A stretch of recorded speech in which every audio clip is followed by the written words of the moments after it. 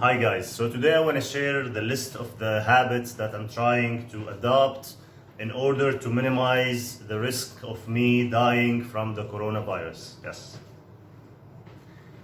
This is not a medical advice, I'm just sharing my habits. You are welcome to adopt some of them if it makes sense to you. If you have any pre-existing conditions, before adopting any of them, please consult your doctor. So let me start with the habits that I'm trying to adopt, and I'll give you a brief explanation of why I'm doing each one of these. But this advice, all of these habits that I'm trying to adopt are trying to improve my circulation. The idea is if coronavirus causes a damage to our blood vessels, then you don't want to have anything else in your lifestyle that also causes damage. Because then if you have these two damages happening at the same time, that's when your chances of developing severe symptoms will increase. So this is what I was telling myself. So so this is the habits, and I gathered them based on my search over the years for better way to improve my health. I used to be a bit on the chubby side. I was a bit fat. I actually reached around 115 kgs before. I was developing symptoms of pre-diabetes. My blood pressure at 12, 13 years ago was high. I eventually managed to drop it to normal. My dad suffered from diabetes. He developed neuropathy where he couldn't use his legs anymore. He developed damage to his kidneys were damaged. So I did a lot of research in the past that make me reach this conclusion of what I should be doing. But again, this is for me, might not work for you, so this is not a medical advice. So the things I do, first of all, I take care of as much as I can, about the cleanliness of my mouth. So it's brushing teeth, tongue, okay? But beside that, brushing is not enough, and here's why. You need to floss. I need to flossing, and instead of using a mouthwash, I use cloves. This is a spice that looks like a little like a nail. It's called cloves, and the difference between this and a mouthwash is a mouthwash kills the good bacteria in your mouth, and I'll tell you why this bacteria is important. While the cloves clean your mouth and kills the bad bacteria without affecting the good bacteria. The good bacteria is good because it can help you especially get the nitrates out of the food that you're eating, especially vegetables. And I tell you why nitrate is important in a bit. But the whole idea about cleaning your mouth, the goal of that is to minimize gum disease and to eliminate gum disease. Gum disease is one of those things that is linked to heart disease, because the bacteria that causes gum disease can also seep into the rest of your blood vessels and infect the layer of cells that they call them endothelium cells that cover the inside. It's a thin layer of your blood vessels. And that layer is very important for the health of your blood vessels. I will go over it later on. But so the main goal of number one is to minimize gum disease, to eliminate gum disease. So I brush teeth, mouth, gum, and then I floss, and then I use cloves. I just take 2 or 3, I smash them, and I just move them around in my mouth. And actually, I can tell the difference after started using them for a while. Plus, it's a spice that people usually, it's part of a lot of people diets, they use it for cooking. So we know for a fact that unless you take a really huge amount, it's not gonna cause any damage to you. And it's high in antioxidants, which are also very important. Later on, I'll go over it. Number 2, and I try to do this as often as I can, but as you can see, I try to be active anyways, is to set my phone alarm to ring at the beginning of every hour, to do few jumps. Now I do this. If you try to adopt this habit and you have back problems, you don't have to jump. You can just walk a bit in place or do anything to give you a bit of pump. Let your heart start beating a bit faster. There's two effects of this. One, it helps your body make more nitric oxide, and number two is also it increases your breathing, and as you breathe it's more, then you are also improving circulation to your lungs, and with circulation comes all the white blood cells and immunity, and that you need this, especially because this is the entry point into your body. So this is what I do. Number three is I add fresh garlic and onions to my main meal of the day. So right now I'm fasting because of Ramadan, but even before Ramadan I was always trying to do intermittent fasting, where I don't eat for a specific period of time and then I only eat in a smaller window of the day.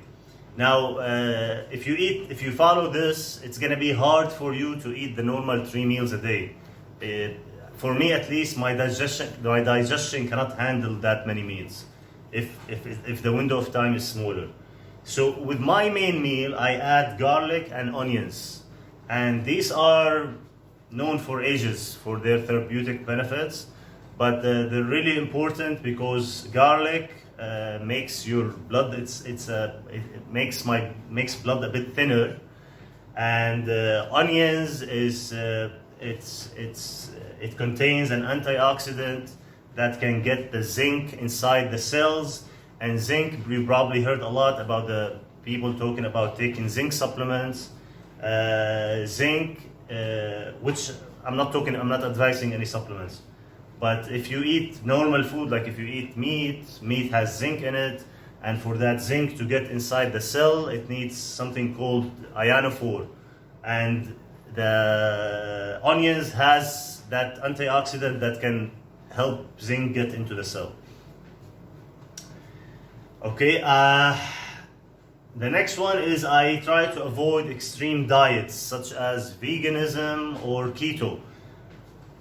Now, I tried these diets in the past, and the vegan diet especially, I tried this, I was able to maintain this for 3 or 4 months. This was like 2-3 years ago. I was really convinced at the time that it wasn't really vegan. It was called whole food plant-based, and I was really convinced at the time that it's really good for health. And I still think that it's one of the best diets. That the challenge is implementing that diet and getting all the important nutrients that we need. So now I think it's better approach to eat what basically our mom's food. So these foods that our moms, cooked for us at home when we were kids. It contains a little bit of protein in form of meat, with vegetables, with a whole grain. And I think this is a better approach, especially in this time. The reason I avoid extreme diets, the main reason is because all of them almost will make you miss out on something. And since immune system is so complicated and we don't know exactly what minerals or what vitamins or what amino acids you might be missing for you, and everybody is different, everybody's body is different. So the best way is to eat a diet that has as much variety as possible and to not limit yourself, except for a few things that I will mention later, and they are not essential for health. So no extreme dieting, no vegan, no keto, eat normal meals, normal food, and I'll tell you what to eliminate later on. Number 5, which I'm trying to do is I told you, intermittent fasting. So I only eat 2 meals a day, and I avoid snacks unless that snack is a vegetable. And to be honest with you, I don't like vegetables that much. I try to add it, I don't like it, but vegetables are very important. But the idea of only 2 meals is for the rest of the day you give your body and your blood vessels the ability to heal itself. I'll talk to you now about the endothelium cells. So these are the cells that, like I told you, covers the inside of your blood vessels. And these cells are amazing because they get damaged easily from our diet and our lifestyle. If we smoke, if we eat a lot of fats, especially the wrong fats, the inflammatory fats, omega 6s, and they get damaged if we eat a lot of simple sugars. But also they heal. So if you give your body enough time during the day to heal itself from a bad meal, then it will heal itself.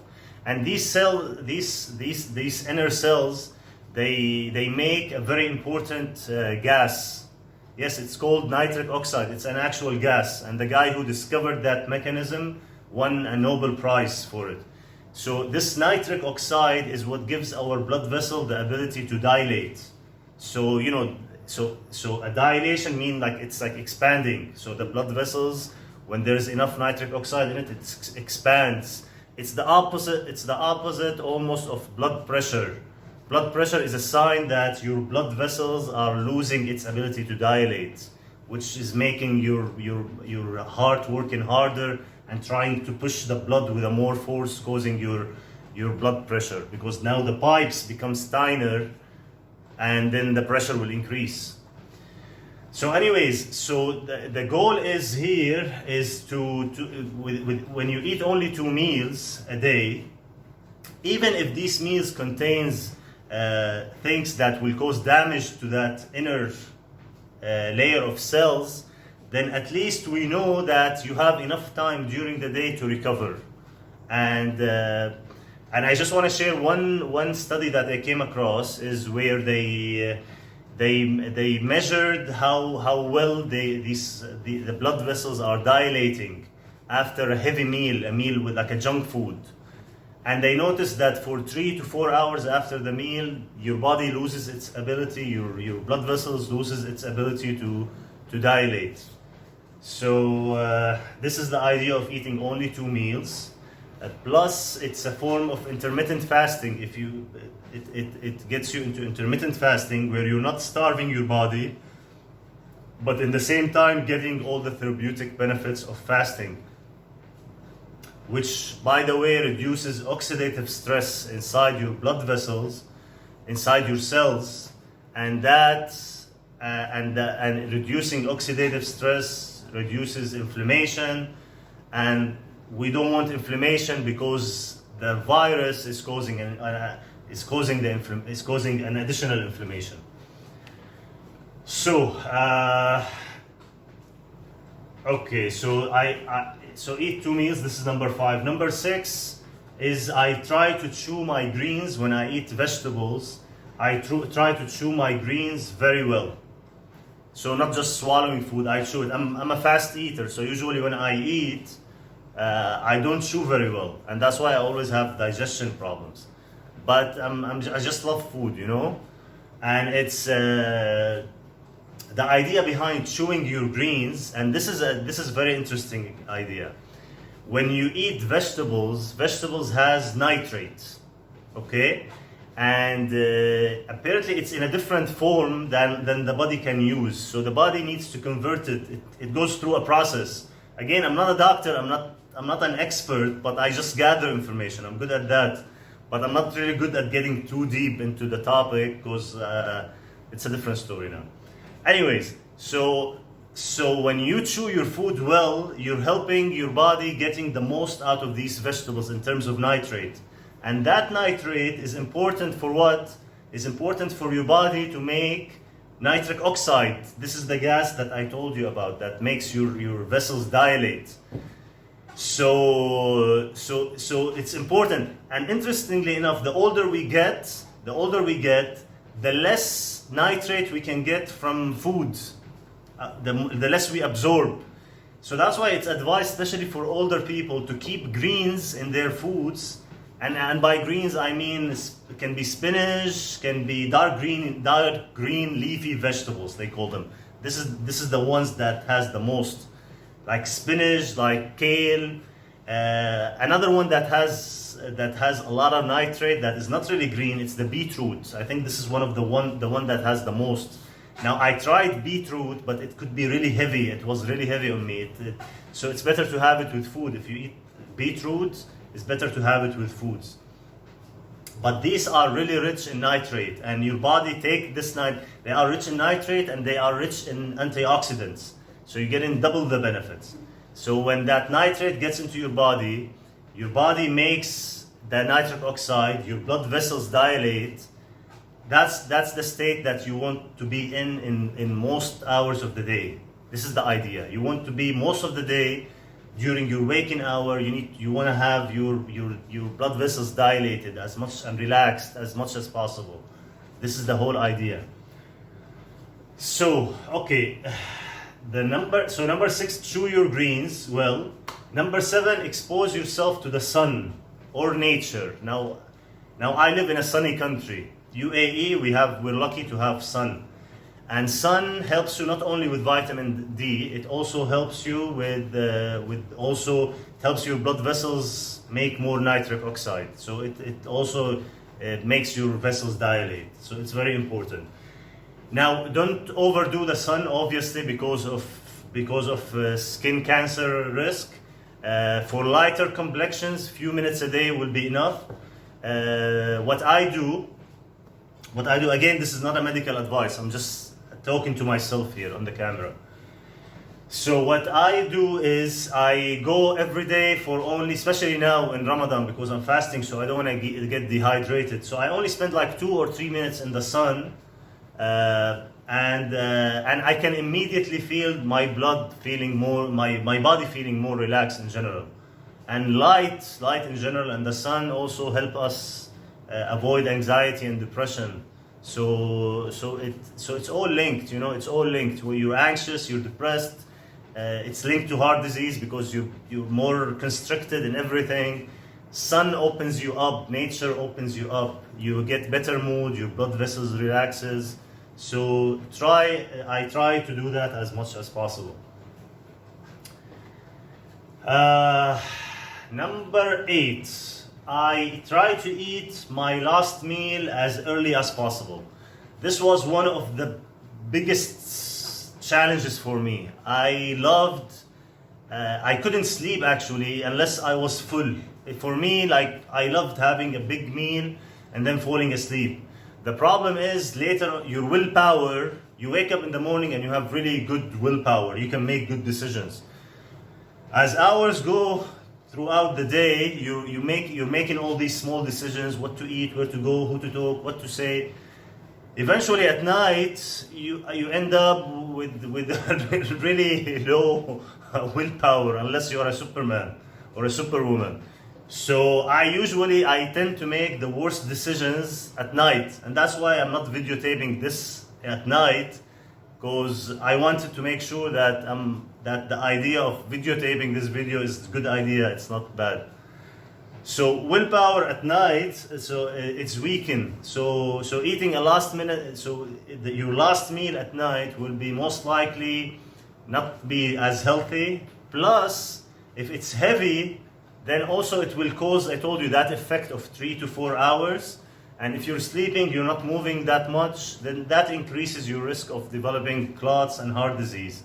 And that's why we hear my grandfather died at age 61.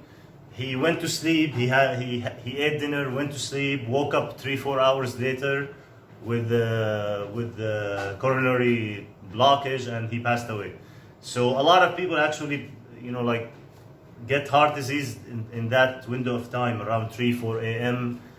So anyways, I try to eat my last meal as early as possible. It helps me pick the ingredients better, pick what I'm eating better, and to avoid that heaviness and the damage that it could cause. I try to sit in a squatting position for a few minutes a day. Now, to be honest with you, I'm one of these people, generation used the traditional bathrooms that we all know now. And I wasn't able to sit in a full squat position until probably age 28 or 29. As a child, I was able to, but eventually I just forgot how to do it. I grew up just sitting on chairs, sitting in class on chair, and I never did a squat position. So I lost my ability to do it. So I eventually in the 20s I was trying to improve my posture, and I was having some back problems. So, and that's how I came across the idea of the importance of sitting in a squat position. Now, the reason I tell you that if your muscles here in the hip region are so tight, and you don't have much flexibility in that area, and then this means probably that also circulation is not that as good. Which brings me to one point that I forgot to write down here on the list. It's important during this time to exercise the weak areas in your body, because these areas are most likely to have weak circulation, because you never work them out. So the idea behind sitting in squat position, most of us don't sit in that position anymore. We're not activating that area that much. Circulation might be weak in that area. If it's weak, it's more likely that blood clot could develop in there. So just sit in a few minutes. Try to emulate how people used to go to the bathroom long time ago. So that's it. Add drink, my favorite blood thinning herb. So there's a lot of herbs that have side effects that could relaxes our blood vessels and could thin the blood. And ginger is one. It's a great one. Ginger. So I like this one. I try as often as possible, but I usually forget. But I try to. So this is one of the habits that I'm trying to do. Don't get dehydrated without saying. If we are dehydrated, less water in our blood, make it more likely that our blood will become thicker. If there's an inflammation because of the COVID-19 and the blood is thick, then it's more likely that a clot will form. I try to take a multivitamin. I'm skeptic when it comes to vitamins in general, and but also I believe that some people might be missing some of these vitamins, might have deficiencies, and these deficiencies might impact negatively their immune system. So I think taking a multivitamin usually it's a good idea, because I try to do it now every day, because if something is missing in the body, then I'm replenishing that. And if my body doesn't need too much of something, then I'm not getting a high amount. In multivitamin, usually it's low dosages. Plus, I'm a bit skeptic of taking vitamins, or especially minerals, in high dosages by itself, because in our body usually each mineral balances with something else. So if you take too much of something, two things could happen. One is you could ruin that balance that it has with something else. And two, your body might see, oh, you're getting too much of this. Now I'm gonna start taking less, absorbing less of this. And you might go through a peak, and then you go through a downturn in this. And some minerals are essentials for immunity, and you don't wanna go through that dip. So if you have a deficiency in something, you wanna replace it. I wanna replace it. If I have deficiency in something, I want to replace it. But at the same time, I don't want to ruin the balance that exists in my body, or to bring something down that was already good. Okay. So number 13, I try to eat the whole fruits and I avoid fruit juices and all sugary drinks. So I try to not drink any soda or any of these fruit juices that are sold in the supermarket. Some of them are fresh, which is better because it has some antioxidant. But the idea is when you eat the whole fruit, the sugar doesn't go to the blood as quickly. Again, your blood vessels with high sugar could lose its ability to dilate. while when you eat the whole fruit, it goes slowly, so your body doesn't get that shock, which gets it to get that effect. Okay, I try to avoid high-fat foods, okay, and especially vegetable oils. Now, I learned this, the vegetable oil thing, I learned it when I was following the whole food plant-based nutrition. And I suggest, if you want to learn more about that, if you're interested in knowing more about that diet, to follow Dr. Greger and there's Dr. Gladwell Esselstyn, who actually talks about this a lot. So the idea is, fat, like I told you, it could make your blood vessels lose its ability to dilate, but also if you're eating a lot of vegetable oils. Now think about it. 100 years ago, was there, or 200 years ago, did vegetable oils exist? No, it didn't exist. It's so hard to extract these oils from the things that they extracted from, whether it's corn or, so it goes through a chemical or mechanical process that didn't exist before. So with vegetable oils, we are getting things into our body in ratios that do not exist usually in the natural food we eat in our environment. Now, these vegetable foods, the vegetable oils, usually are very high in what's called omega-6.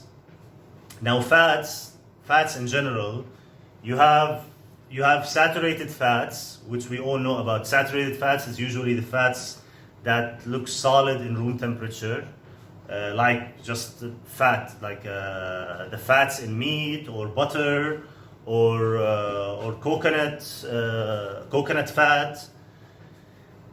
These are saturated fats. And then you have polyunsaturated fats. And and you have monounsaturated fats, which is something like the olive oil, which it's healthy, but also not too much.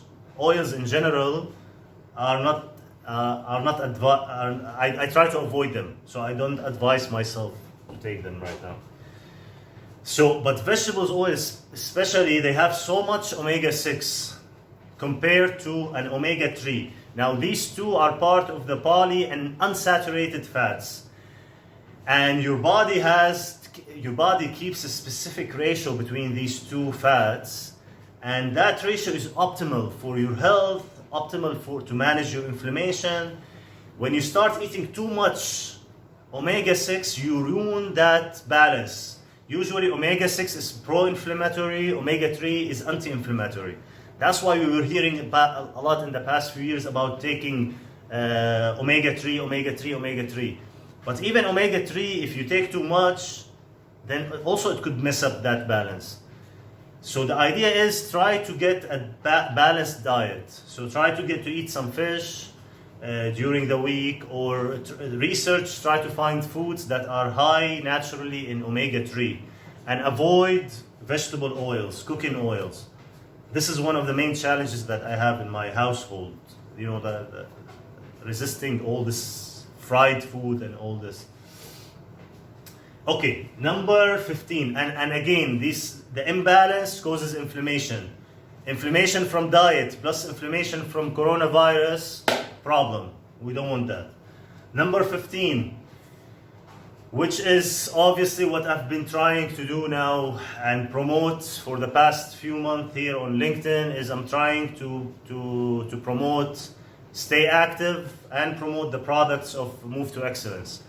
But I really believe that, and this goes back because I noticed in the beginning that a lot of people that were developing the severe symptoms are, all of them have circulatory problems, have diabetes, high blood pressure, obese, old people.